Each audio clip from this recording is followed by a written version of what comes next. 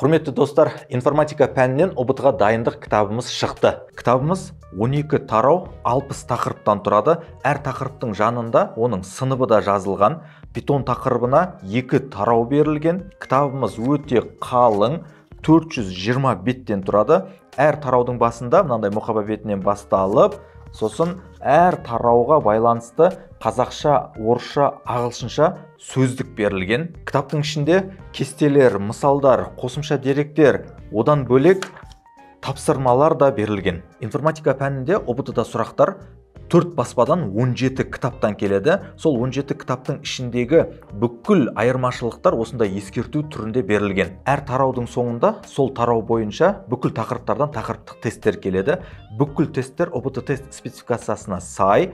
Бүкіл тесттерде контексттік тапсырмалар да бар. Мысалы, мынау бір тапсырма, және бұл тапсырманың сұрақтары мына жерінде берілген. Кітаптағы барлық тапсырмалардың видео шешімдері кітаптың соңындағы QR-кодта берілген. Осы арқылы видеосын көруге болады. Және әр тараудың соңында тақырыптық тесттер берілген. Ол тақырыптық тесттердің де жауап кілттері кітапқа қоса берілген. Кітапқа тапсырыс беремін дейтін болсаңыз, мәліметтердің барлығы төменде болады.